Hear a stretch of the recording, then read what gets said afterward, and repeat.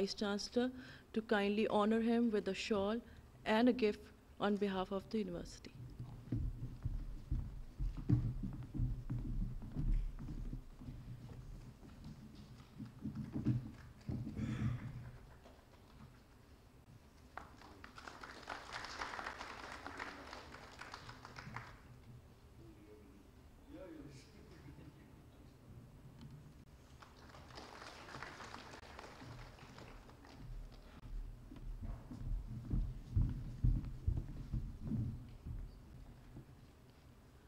I would now request our chief guest, Dr. Chandan Mitra, for his keynote address for the seminar.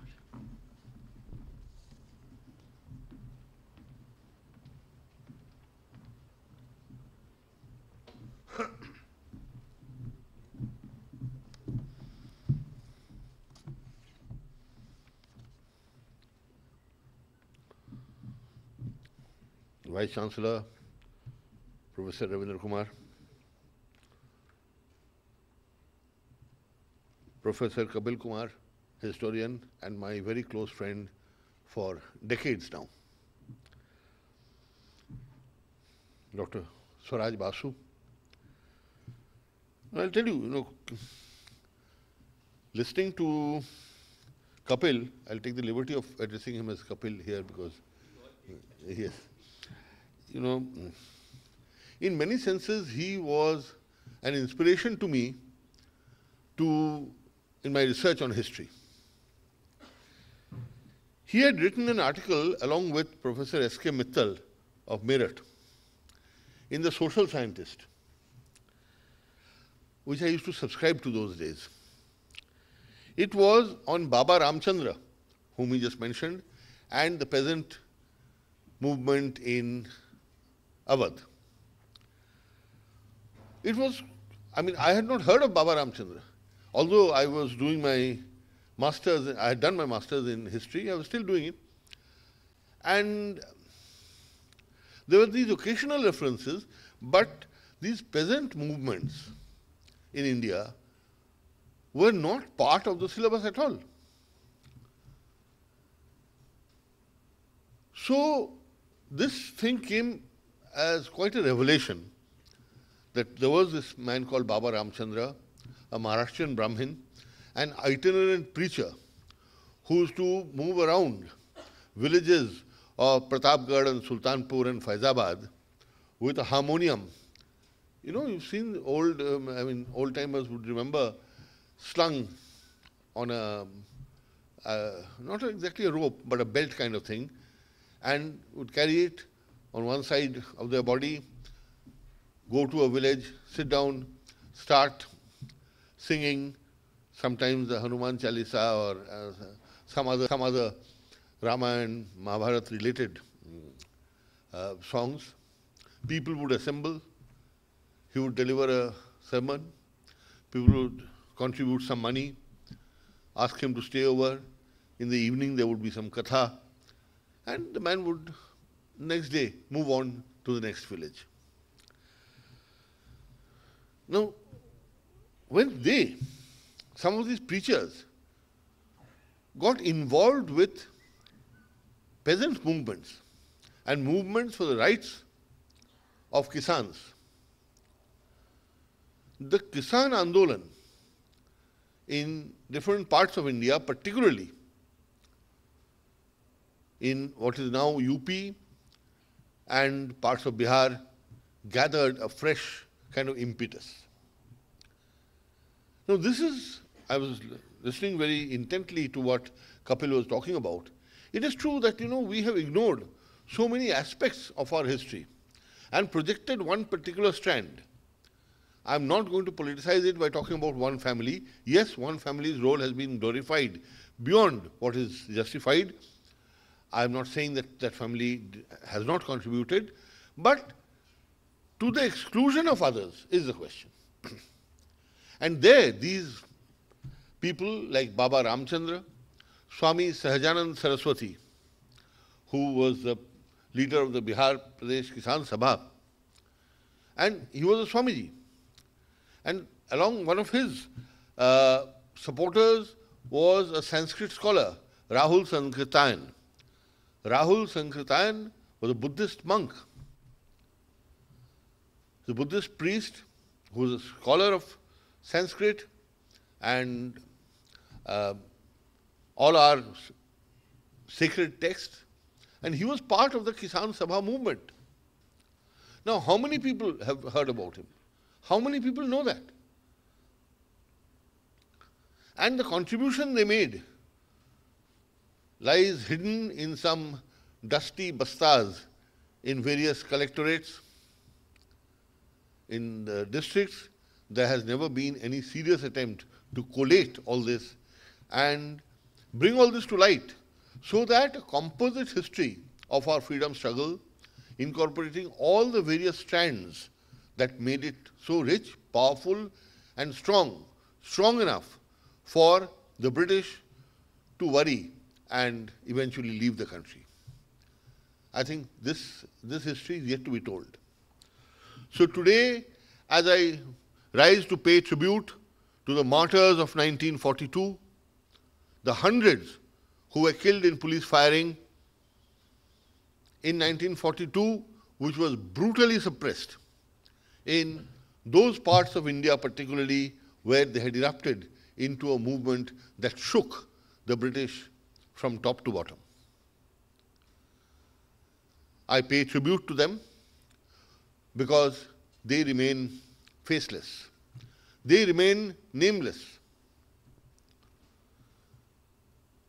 As a poet has written in another context, लेकिन वो रहे बेनामो नमूद उनके मकबरों पे जलाई न किसी ने कंदील. This is the fate of the great freedom fighters of 1942 who came from oblivion and went back into the oblivion. Because 1942 was perhaps the only people's struggle we have had within the confines of the so-called mainstream of the Indian freedom movement. The Indian freedom movement, or the writers on the Indian freedom movement, have ignored many, many strands of this. They've never even recognized the INA as part of the freedom struggle, as Kapil was explaining. Hundreds died.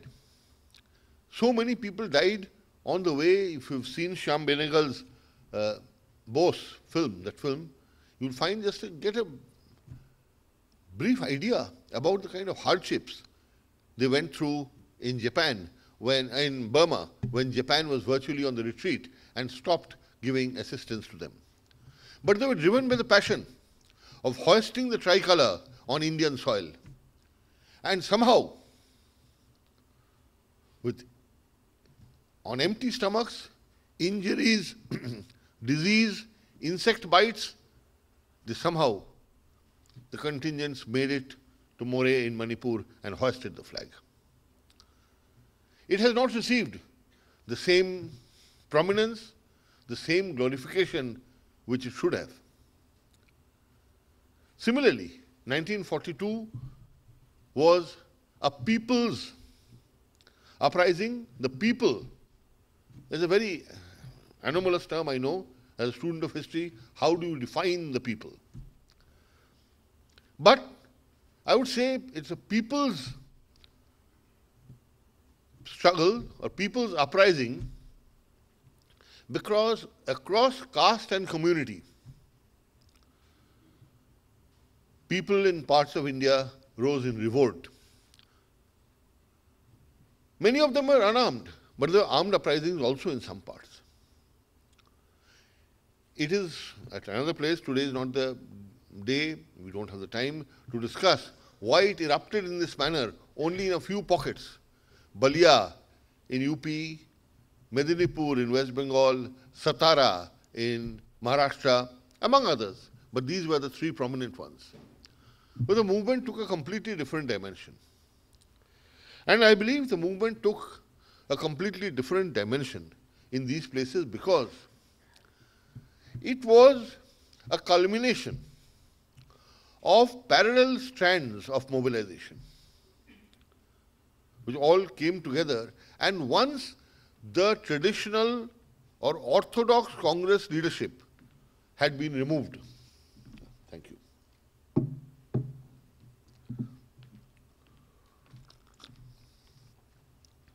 Or had been sent to jail, Ahmednagar somewhere, but otherwise in the district prisons, once the upper strata, usually upper caste and affluent, when that strata of the Congress leadership had been removed, and there was nobody to give direction, nobody to reprimand, nobody to tell the average Congress worker what to do, or the average, even those who were not in the Congress, not regular members. When there was nobody to direct or instruct them, they came on their own. And they fought freedom's battle. Anonymously, without any great sense of perhaps purpose, whatever they could do, whatever came to their mind, they did, and then they were either arrested and severely dealt with, or they just simply went back into the oblivion from which they emerged. So 1942, friends, was a very different movement.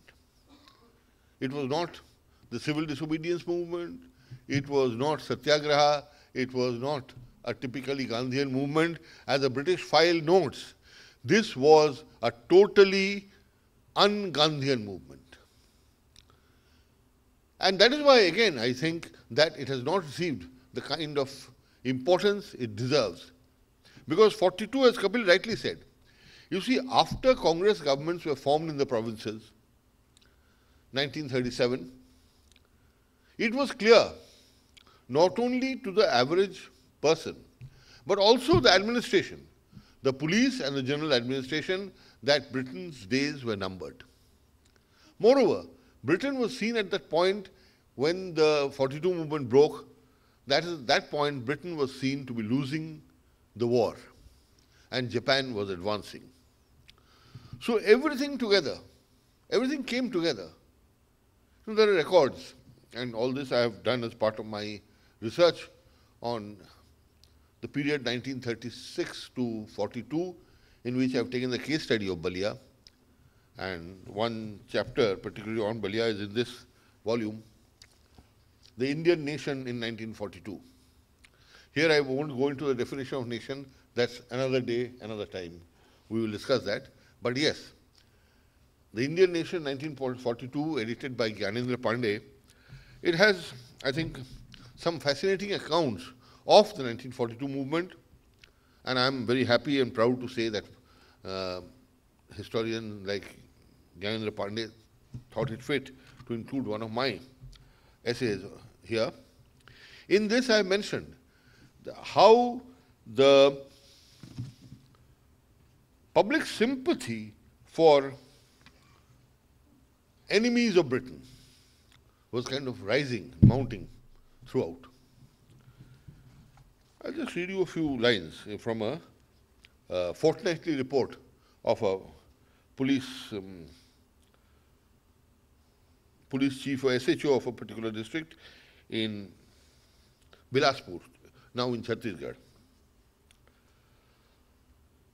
It was reported by the police to his superiors, and they were alarmed, because it says that Dukaluram Kurmi, significant, as Kapil was saying, that various kind of castes and communities came together. Dukaluram Kurmi, a small-time Congress activist of Bilaspur, said this at a village meeting. It is heard that Herr Hitler is being asked as to why he kills small children. He replies, because you caused bloodshed in Jallianwala Bagh. Just imagine Hitler saying this. I mean, imagination running absolutely wild. But still, this is how it was interpreted at the grassroots, on the ground. Our Sarkar says that she is fighting for freedom. Hitler says, why do you not give freedom to India? Dukaluram Kurmi. Who was he? We don't know. But for the British record, we wouldn't have known. And posterity wouldn't have known who he was. I still don't know where he came from, where he disappeared. but everybody did that bit to arouse that mass anger and a feeling that British Raj was gone. In contemporary language, I would say it was a situation where people thought that one more push and the Raj, edifice of the Raj would collapse. It didn't quite happen like that, but that was the way it was welling up and building up. The British noted that the fact that trains carrying a large number of prisoners of war were passing through this entire belt, through Mughal Sarai and Banaras and other parts of eastern UP. Now here, the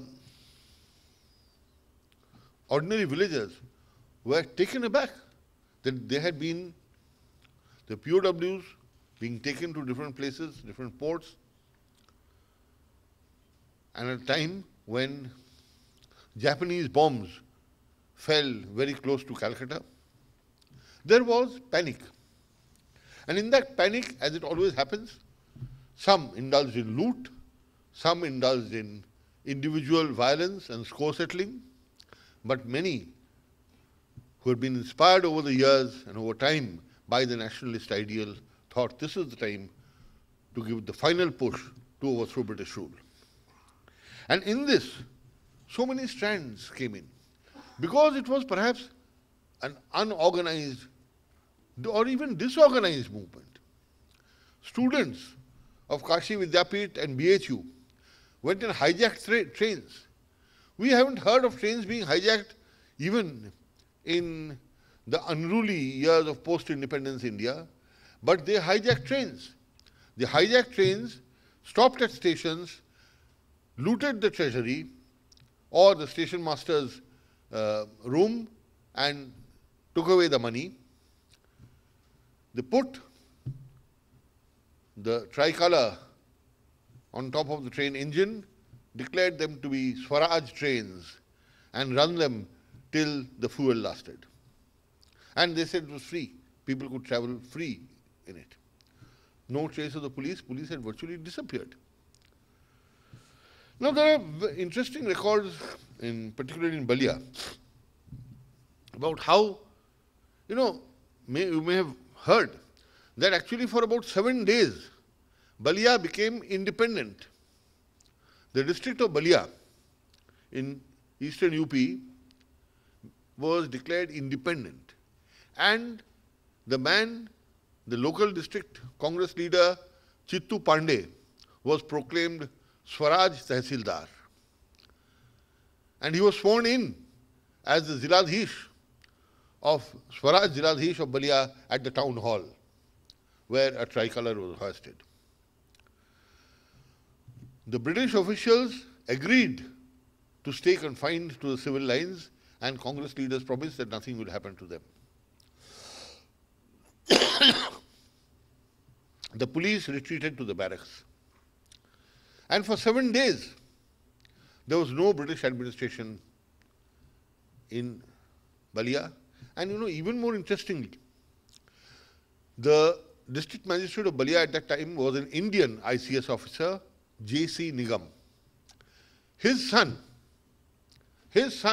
joined the rebels, so-called, and was part of a procession that walked through various towns proclaiming independence.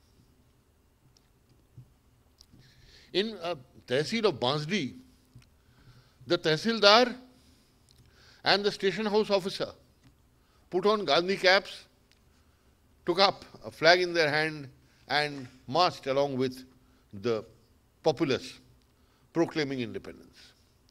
Such was the extent of the collapse. And the retribution was fierce. Hugh Lane, an ICS officer who went there temporarily to restore order, in his diary I've seen a comment that for the next 2 years, nobody in the district dared to wear a Gandhi cap. Such was the retaliation and the brutal repression in the aftermath of this so-called Declaration of Independence. But how did that happen? And why did that happen?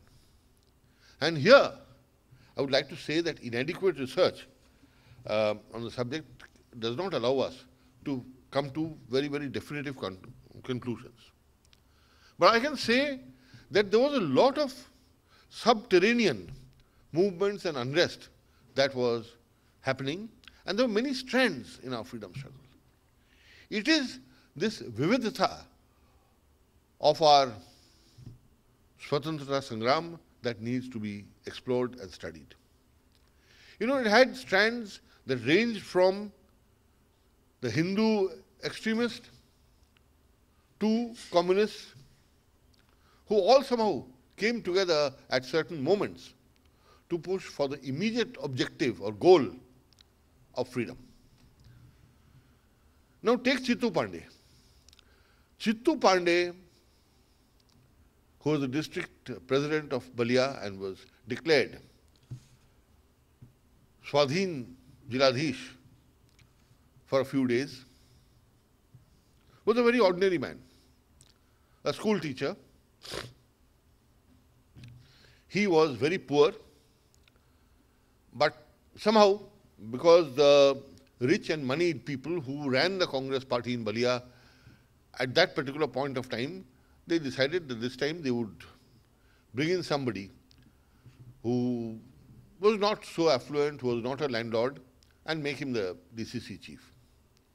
Now, Chittu Pandey had only one police record in the 30s.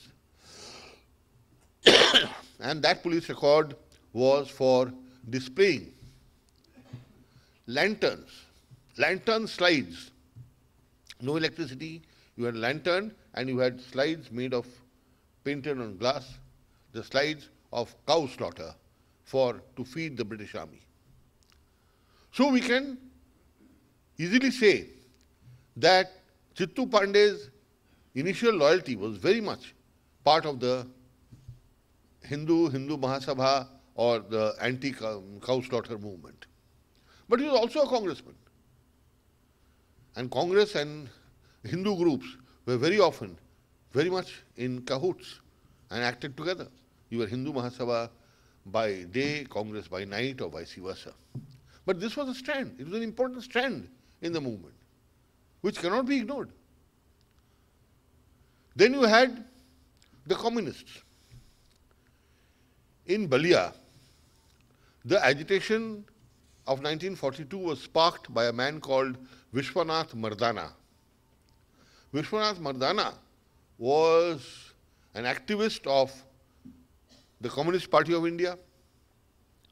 He used to lead processions of a band of 10-15 people with a red flag. But in 1942, when he found that his party was not in support of the Quit India movement, he put aside his red flag, picked up the tricolour and marched with the Congress. Incidentally, he went back to being a communist, and in fact later in the CPIM, I have met him. He was in his 80s when I went to Balia for my research. He was a very old man with had difficulty talking, but he remembered those days and how he gave up his communist conviction to join the freedom struggle, because he insisted his party was wrong, freedom was the first priority. So you had people with a Hindu Mahasabha leaning, people with a communist leanings, and various other.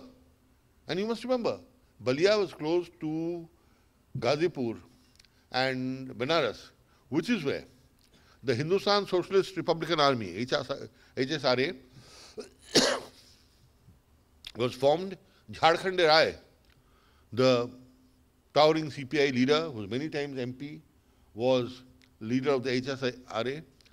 And this was an area where there was a lot of actually leftist influence. But yet, this was the most violent among all districts of UP when it comes to 1942. So what I'm trying to say is that, you see, freedom had become such a priority, and freedom had become such a common goal, that all other ideologies took a backseat. People went back to their earlier ideologies once 42 was over and freedom had been achieved. So, Subhash Bose's followers, communists, other kind of rebels, the Hindu Mahasabha people, all came together to work for a common goal. And that is what strengthened the movement. Had there not been a residue of the Kisan Sabha movement, which was very powerful in Bihar under Swami Sahajananda, and who actually belonged to Azamgarh. He was a Bhumihar from Azamgarh, and therefore he had his own popular support base in that area, and that was also a strong strand in the movement, and those Swami Sahajananda by then had become a communist and appealed to his followers not to join the movement. People wouldn't listen to him.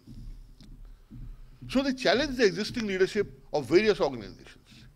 Congressmen challenged Gandhi, maybe not openly, but they violated every norm and every diktat of Gandhi's. There was widespread and wanton violence all over this part, and the British retaliated with full force.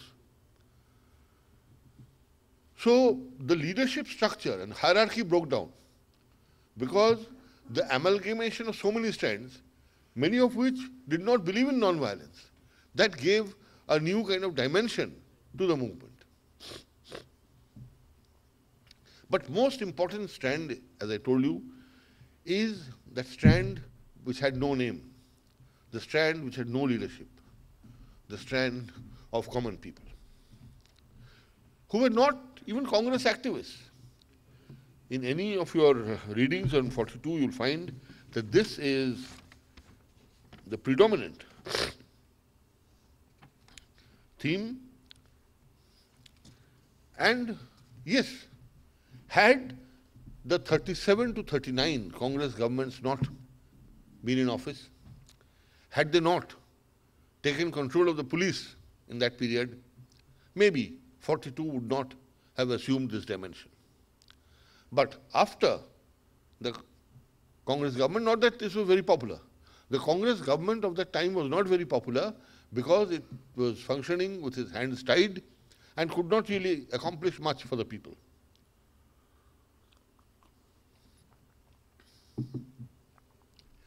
But the entire terminology, the entire idiom had undergone a change. I remember reading in one British fortnightly report saying that urging the Congress leaders or telling the governor to speak to Congress leaders not to address policemen as their servants. What had happened is that several speeches, Congress leaders said, "Arey, police to hamara naukar hai." Aaj bhi bolte hain. Because police is supposed to serve the political authority.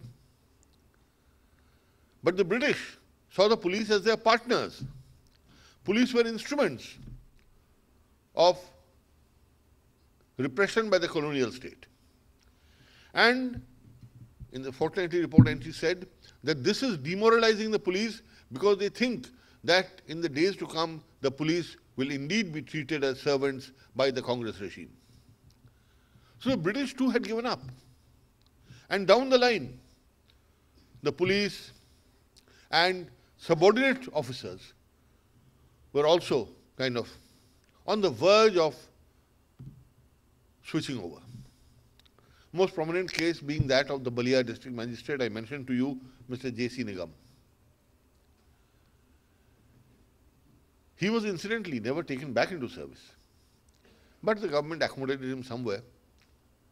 The government was very suspicious of those who betrayed the British. INA people were not taken back in the Indian Army. They were never. Nehru might have done the great, showcasing by putting on his lawyer's gown. We all read that after so many years, Jawaharlal Nehru put on his lawyer's gown and went to defend the INA and the trial in Lal Killa. But the more concrete thing of adjusting back INA soldiers who had fought for the country, who had laid down their lives for the country, into the Indian army after independence? No. They had, after all, rebelled against the British. And therefore, when Kapil emphasizes on the term transfer of power, it is very significant. It was a transfer of power. The British did not want a rupture, and I say that even our new rulers after independence did not want a rupture with that continuity.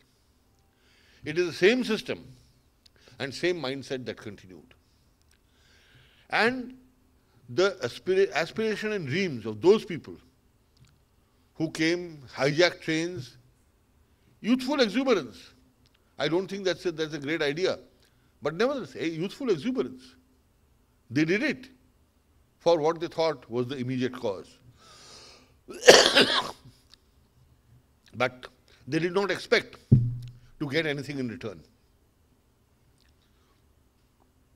You know, one of the most prominent train hijackers was a person called Sitaram Rai. He was then a student of BHU, and he, along with Parasnath Mishra, who later became a policeman himself. But Sitaram Rai, when I went looking for him in Banaras, I found him living in a one-room tenement, washing his own utensils in the morning before going to school for his afternoon session. He was alone. He said his children had studied, migrated, his wife had died. So he lived all alone, and he was in his kitchen washing utensils with no help at all. Yes, he got a Tamrapatra all right, but did we honor them? These nameless soldiers who facilitated independence, who convinced the British after 42 that they could not have hung on very much longer. Yes, 46, the naval mutiny was also instrumental, and that is also hardly, received its due place of honor in our historical research, because it was, again, a movement outside the pale of the so-called mainstream Congress movement. So was 42. And I believe 42 deserves much deeper study in its various manifestations. In Midnapur, in Satara, in other places where similar Azad governments were set up, and mainly by lower level congressmen who were ordinary karyakartas, workers of the Congress party, with the support of the masses, the people. So this was a very different movement.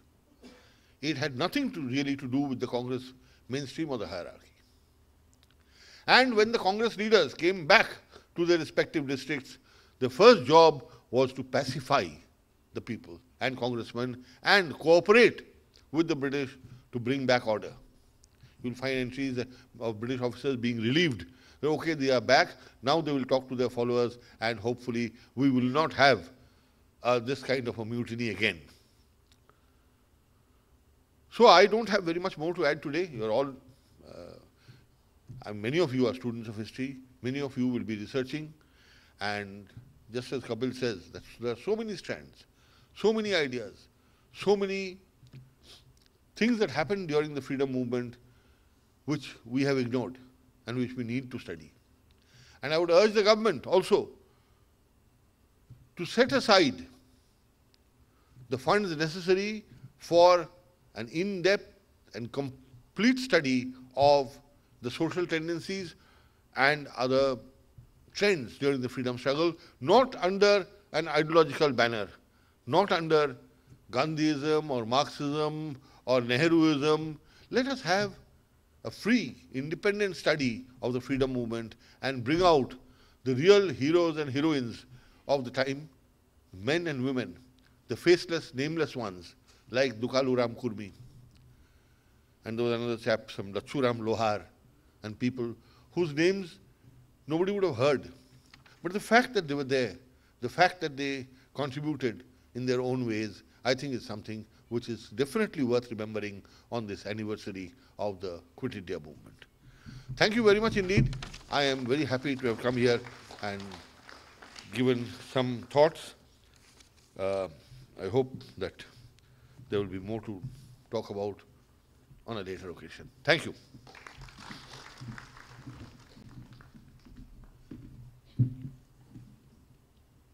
Thank you, sir, for connecting us to your work and igniting our spirits with a thought to not only know about the work, but also work towards the India's freedom struggle academically and bring into light the realities and facts rather than reliving